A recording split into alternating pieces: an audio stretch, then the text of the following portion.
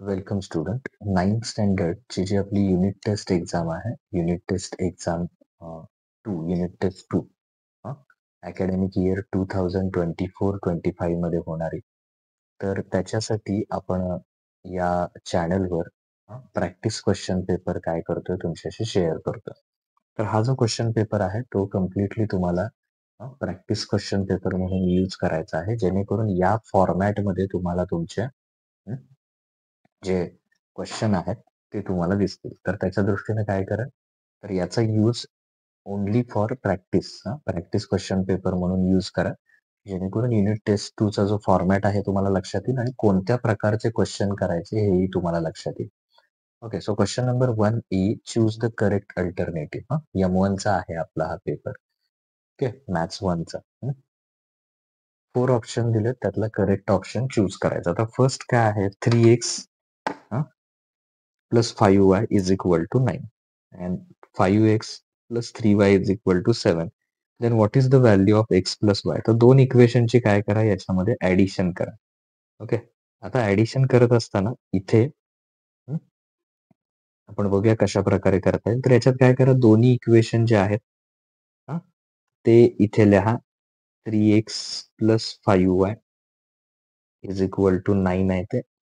हं, आणि दुसरा आहे 5x plus 3y is equal to 7. तर दोन्ही इक्वेशनची ऍडिशन करा. सो 5 प्लस 3 किती येईल, 8x मध्ये प्लस 8y, 3 प्लस 5y आणि 9 प्लस 7 किती येईल, 16 येईल. तर हे आपल्याला इक्वेशन मिळालं. म्हणजे इक्वेशन कुठलं मिळालं आपल्याला, दोन्हींचे ऍडिशन केल्यावर 8x plus 8y is equal to 16. दोन्हीकडे 8 ने डिवाइड करा. ओके, दोन्हीलाही 8 ने काय करा, डिवाइड करा. सो 8 ला 8 कॅन्सल होईल, इथेही 8 ला 8 कॅन्सल होईल. 8 वन जा आणि 8 टू जा. म्हणजे थोडक्यात जर का आपण इथं बघितलं तर एक्स प्लस वाय किती आलेला आहे, हे आन्सर किती आलंय, 2. एक्स प्लस वायचा आन्सर किती आला, 2. त्यामुळे कुठला ऑप्शन करेक्ट असणार आहे, option E 2 is correct answer. Okay, now the person has earn his income during the financial year 17-18. 17-18 मध्ये त्यांना अर्निंग केलेलं आहे. तर त्याचं असेसमेंट इयर कुठलं असणार आहे, त्याच्या पुढचं घ्यायचं. असेसमेंट इयर म्हटलं की 2017-18 आहे, तर 18-19 हे त्याचं असेसमेंट इयर आहे. Then what is the ratio of 1 millimetre to 1 centimetre. आता 1 सेंटीमीटर मध्ये किती असतात बघा, 1 मिलीमीटर आणि 1 सेंटीमीटर मध्ये किती मिलीमीटर असतात, 10. So 1:10. Write any two linear equations in two variables. X आणि वाय व्हेरिएबल यूज करायला सांगितलं. सो कुठलंही लिहा, 5x plus 7y is equal to 8, X minus Y is equal to 5. कुठलेही दोन इक्वेशन तिथे लिहा.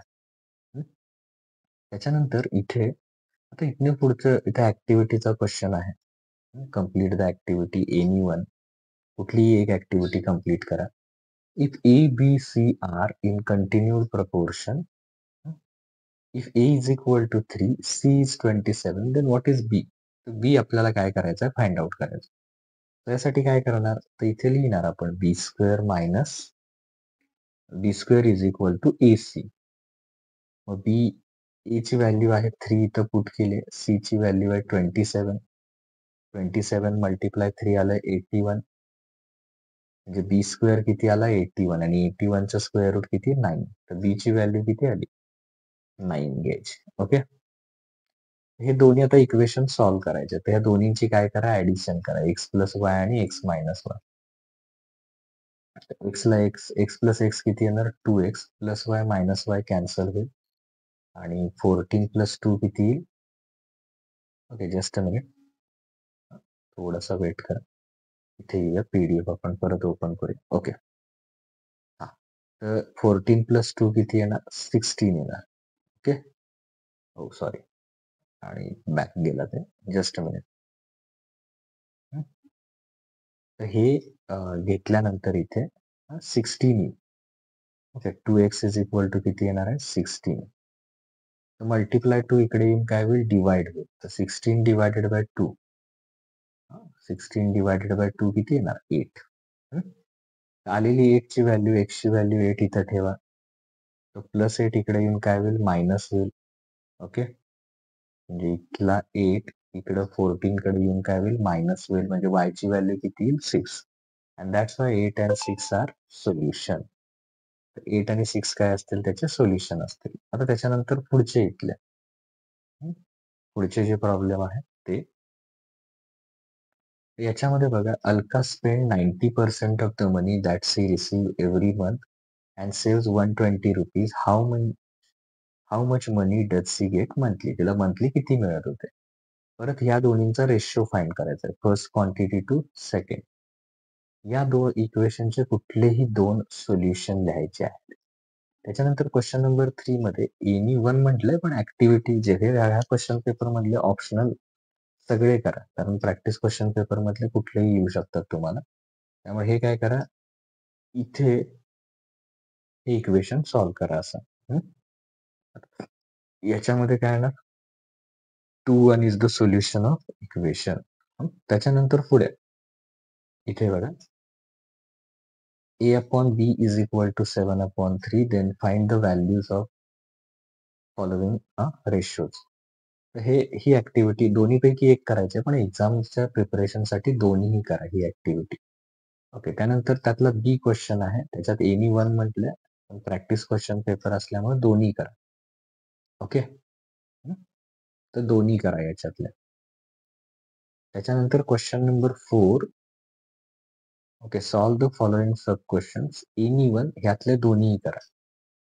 हे जे आहे ते. इथं टोटल तुमचा तो हा क्वेश्चन बघा, याच्यात प्रियांका जेटचा एक क्वेश्चन आहे आणि रेशो हे दाखवायचं. तर दोन्हीपैकी एक इथं विचारलंय, पण प्रॅक्टिस क्वेश्चन पेपर आहे. तुम्ही काय करा, स्वतः सॉल्व्ह करा तो क्वेश्चन पेपर. ओके, म्हणजे दोन्ही सॉल्व्ह करा, प्रॅक्टिस क्वेश्चन पेपर असल्यामुळे. इथं तुमचे जे टोटल 20 मार्क्सचा क्वेश्चन पेपर आहे. ओके, 20 मार्क्सचा क्वेश्चन पेपर इथं कम्प्लीट होतं. आणि तुम्हाला इतर सब्जेक्टचे जे क्वेश्चन आहेत, इतर क्वेश्चन पेपर आहेत, प्रॅक्टिस क्वेश्चन पेपर, ते सुद्धा तुम्हाला प्रॅक्टिससाठी मिळून जातील. त्याची लिंक जी आहे ती खाली डिस्क्रिप्शन मध्ये दिलेली आहे. त्या डिस्क्रिप्शन मध्ये असलेल्या लिंक मध्ये जा आणि तिथे जाऊन तुम्ही काय करा, बाकीच्या सब्जेक्टचे पण क्वेश्चन पेपर आहेत ते बघू शकता, जेणेकरून तुमची प्रॅक्टिस चांगली होईल. आणि त्याच्यामध्ये तुम्हाला याचा यूज नक्की होईल. तर परत याचा सगळा क्वेश्चन पेपर तुम्ही बघू शकता. कुठलाही एखादा क्वेश्चन राहू नये यासाठी बघू शकता. ओके, तर बघा क्वेश्चन पेपर परत एकदा. ओके, तर बाकीचे क्वेश्चन पेपर पण डिस्क्रिप्शन मध्ये लिंक आहे.